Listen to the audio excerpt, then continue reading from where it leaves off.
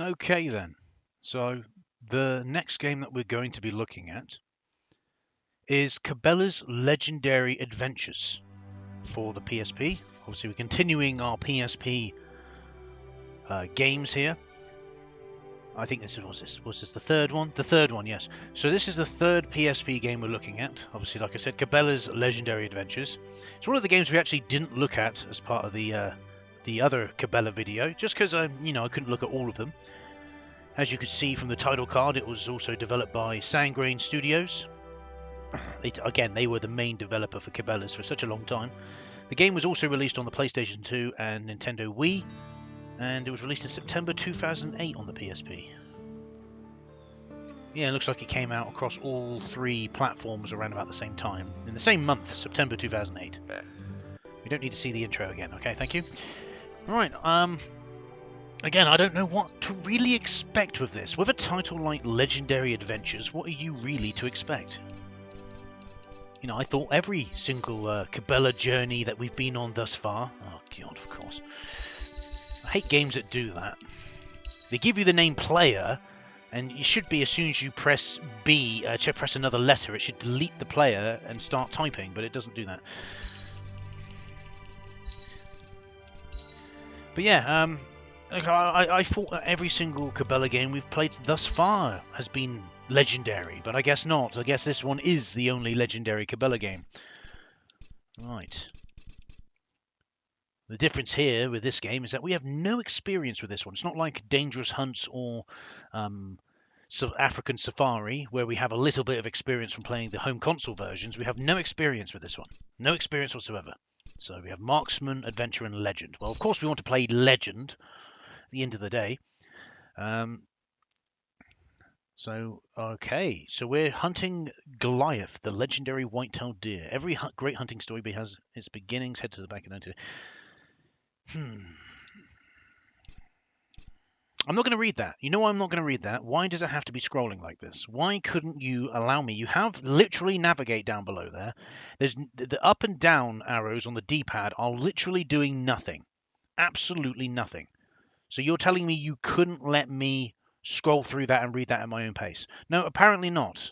Apparently, yeah, or at least it repeats, but apparently no, we can't do that. Every great hunting story has its beginning. Head on back to 1933 with Lucas Graham and go after Goliath, one of the best white-tailed bucks ever bagged in the full of western Pennsylvania, and you'll be hunting the white-tailed deer along with the other small critters and the birds of the region of Pennsylvania. Is also known for dense forests, waterfalls, lakes, and streams. As we explore the track Goliath through these woods, keep an eye on for the hunting terms. These hunts will give you new tags for species of the game animals. Completing these will help increase the hunter IQ. So there you go. I had to really read it at stupidly fast speed just to actually cover it. That is stupid. So we're in 1933. So these are based. So what this is this game is based on what's considered to be legendary hunts. So that's pretty cool. You can learn a little bit of history along the way. So that's the equipment we've got. So are you ready to begin the hunt? Well, of course. Why not? When I was a kid, maybe 12 or so, oh, here we go. My granddad Lucas told me about the most amazing white-tailed buck he ever saw. This happened back in 1933 in what is now Ricketts Glen State Park. It's a beautiful country in northeastern Pennsylvania. The Depression had a hold on just about everybody, Lucas included, and he just wanted to put some venison on the table. Then he heard some of his buddies talking about a buck so big, all the locals were calling it Goliath. Now, as we all know, hunters are prone to exaggerate from time to time. So when these guys said Goliath had at least 12 points, with main beams as big around as a man's wrist, and a 6-inch drop tine on the right antler, well, Lucas figured they were full of it. He noticed they all talked about the deer, but nobody said they actually got a good look at it. They'd say they'd caught just a glimpse of him slipping through some pine trees or bounding over a hill. But my grandfather, he got a lot closer than that. Okay. So yeah, it's based on a story. That's fair enough. So these are the rules of the game, I'm guessing. So number one, don't shoot big game. See, I don't have an issue with this. It tells you straight there all of the rules. All of the rules. It doesn't put you into the game and then go, "Oh, I'm sorry. You know, you shot a non-game animal. That's a penalty right there." At least it tells you here, right now, 6 rules. You need to abide by these rules. There you go. I like that. That's good. Don't shoot big game animals until you have tags for them. Fair enough. It's open season on birds and small game. Fair enough. To get tags, look for challenge hunts throughout the region. Challenge hunts are marked by animal skulls. Okay, so it's kind of like a little bit of an open world scenario. Very small open world, imagine. It's a PSP game. Hunter IQ goes up when a challenge hunt is completed. You'll need to raise your Hunter IQ to at least level 3 before you can find the legendary animal. Check your map for your objectives, the tracks you've found, and other vital info. Oh, and here we are. We're in the game. Interesting. Oh, it's one of these. It's another one where you use the face buttons to aim. Great. With the analog stick to walk. What is going on with my character? Is he having an existential crisis right now? Is he trying to understand whether or not he is actually existing in this plane of existence or not? Because he's just phasing in and out. Maybe he's slipping through the back rooms. I don't know. Maybe that's what it is. He's in this forest. He's in the process of, I don't know, slipping through the back rooms. It's hard to say. Well, this is what we're going to have to live with. It's just an emulation issue at the end of the day. I remember watching a review for this game on YouTube, and the review, the bloke in the review was quite literally what you would expect to be the target demographic for hunting games. And he said he spent 8 hours hunting one animal, and that's the entire experience. He didn't even hunt it, by the way. He missed his opportunity. He just tracked it for 8 hours apparently, and then failed. And he was quite adamant, like 8 real hours, not in-game hours, real hours. And I was like, could someone actually be that incompetent? Hey, you know what? I'll probably have issue with it myself. So this is the first challenge. Hunt 2 white-tailed does with a rifle.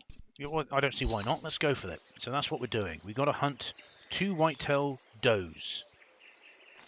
By the way, the version that that bloke was playing was the PSP version as well. So we got we're tracking at the moment. What makes me laugh is it keeps me a +3 on tracking, but there's no indication on the ground to show that there's anything even there. We're just walking into, yeah, there we go. We're just walking into nothing. All right, fantastic. So have we got like a map? Oh, there we go. We do have a map. Okay. All right. So this is the map we're in. And we can kind of go a little bit over. All right. Well, let's just move around and see if we can find any animals. Maybe we'll be as unlucky as that other bloke I just mentioned. Oh, this game does not look great, does it? I'm just saying, I know there's a lot more trees here than there was in the previous title, which is probably a good improvement, really, having more trees. But the texturing is still not great. Look at the texturing on this rock over here. That's a diabolical. It looks like a camo mesh. It doesn't look like a texture for a rock. It looks like a camo mesh. I think I'm hitting an invisible wall here. Yeah, I am. Okay. So I'm guessing we want to go towards the blue arrow is where we want.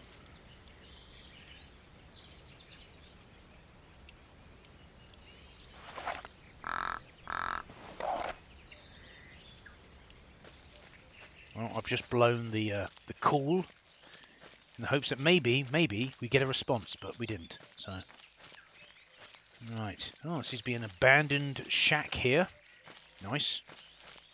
Well, we are in 1933, so I still don't quite understand why my character is going through. Oh, that is a very. See, look at the texturing on that shack. Like, I'm just being objective. Look at the ground texture. The ground texture is reasonable. It's fine. Oh, look, we found a deer. Well, that was easy. That was difficult, wasn't it? Right, so we're now going to shoot this deer. And I think we did pretty well there. Boom. And there we go. We shot and killed it. There we go. We have, effectively speaking, fulfilled part of our obligated agreement for the hunting challenge. Pretty sure that's a white-tailed doe. Oh, and it faded out of existence. Fantastic. Oh, and I think I see another one.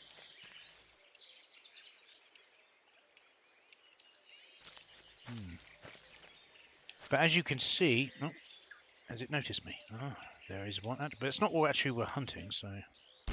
And there we go. Challenge completed. There we go. We actually completed the challenge. I think that's my ammo meter. And surprisingly, that did not cause an issue for this deer here. Me literally shooting its mate did not cause an issue. Can I not? I guess I can't shoot this. It's a violation if I shoot this, technically speaking, I guess, in terms of the game's rules. Even though it's giving me the red reticle. Let's give it a shot anyway, just see what happens. Well, yes. So there you go. We actually killed that deer. Well, shooting... Again, if you know, generally speaking, where you need to shoot a deer, because you know generally where its heart is, you don't really have too much issue. Right, so... Where are we? We're here. So we want to head a little bit back over to where we started, because I remember seeing a cow skull. Here it was over here, wasn't it? Yeah, there it is. I like how these aren't marked on the map in any way, shape or form. You would think they would be marked on the map. It's common sense in game design to put them in the map. Okay, shoot down 10 snow geese with a shotgun in less than 2 minutes. Well, okay, but where are the snow geese? Oh. Challenge failed. With a shotgun. You do not... Do you mind? Final warning. Alright. Fine.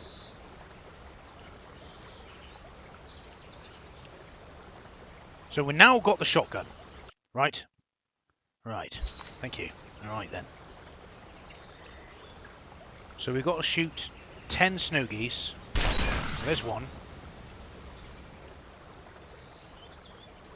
I'm guessing we're not supposed to move from here. There's another. In 2 minutes. There's another. There's another. Right, we've shot 4. Oh, there's more over here. Don't know if I can really fault this game, if I'm honest.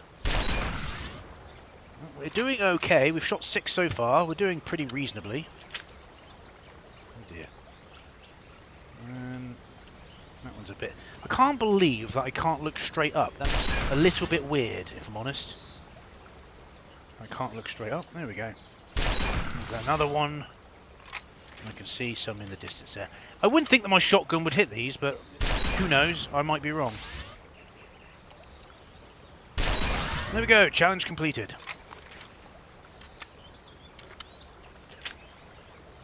Oh. So, okay.